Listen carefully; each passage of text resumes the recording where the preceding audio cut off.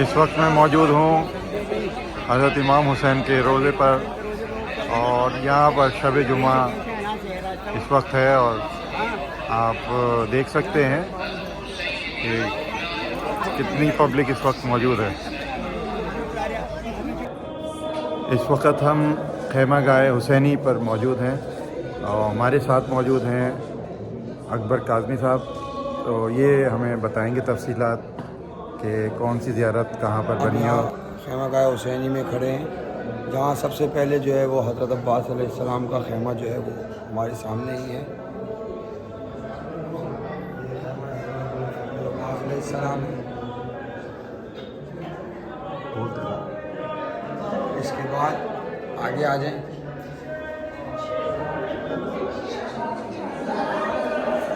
یہاں پر جو ہے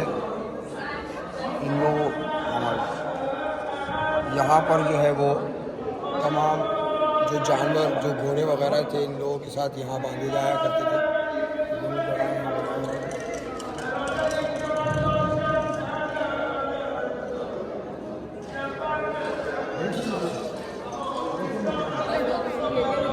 اس کے بعد اندر آئیں گے، یہ خیمہ امام حسین علیہ السلام ہے۔ بالکل سب سے پہلے حضرت عباس کا خیمہ ہے، اس کے بعد امام حسین علیہ السلام کا خیمہ ہے۔ امام حسین کے خیمے کے فوراً پیچھے جو ہے وہ چوتھے امام کا خیمہ ہے، خیمہ امام زین العابدین علیہ السلام۔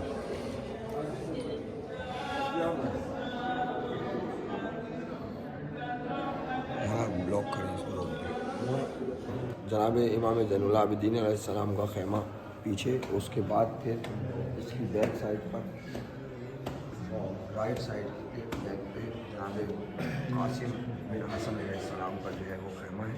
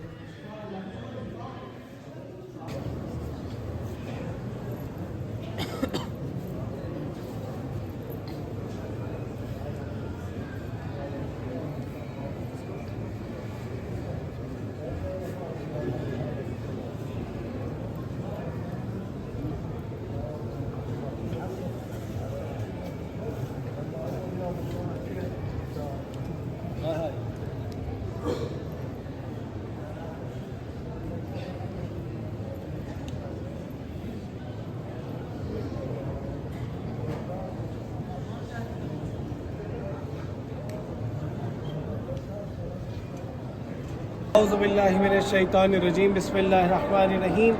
الحمد للہ رب العالمین والصلاة والسلام علی سیدنا محمد وآلہ الطاہرین، اللہم صلی علی محمد وآل محمد، اما بعد۔ ابھی ہم جس مقام پہ زیارت کے لیے حاضر ہوئے یہ مخیم خیمہ گاہ امام حسین علیہ السلام ہے، اور ایک عجیب غم کی اور مصیبت کی کیفیت اور ایک تاریخ خیام حسینی سے وابستہ ہے۔ امام حسین صلی اللہ علیہ وسلم کا قافلہ سرزمین کربلا پر 2 محرم کو پہنچا، اور اس کے بعد پھر ایک وہ کیفیت آئی کہ جب امام حسین علیہ السلام کے سامنے دو باتیں پیش کی گئیں، یا تو ملعون یزید کی بیعت کیجیے یا آپ سے جنگ کی جائے گی۔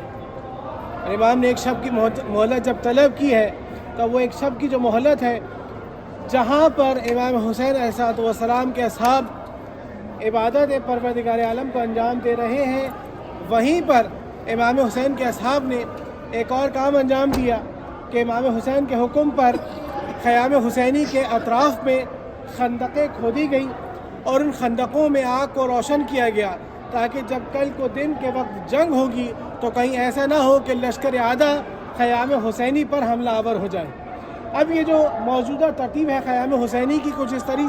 طریقے سے جیسے ہم پہلے داخل ہوئے، پہلے جس خیمے کی شبیہ بنائی گئی وہ خیمہ سرکار حضرت ابوالفضل عباس علیہ السلام کے خیمے کی ہے۔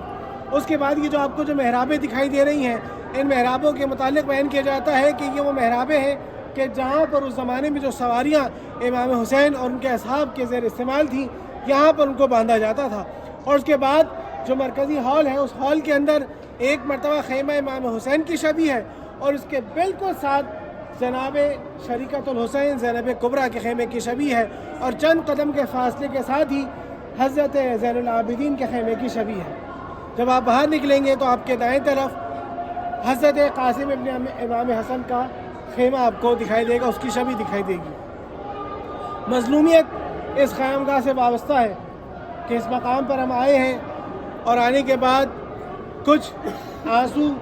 عقیدت کے، نذرانے کے اور آل محمد کے مصیبت کے اس مقام پر بہا کر اپنا نام آنسوؤں کے ذریعے سے ضبط کروائیں کہ آنے والے اور گریہ کرنے والوں میں ہمارا نام بھی شمار ہو جائے۔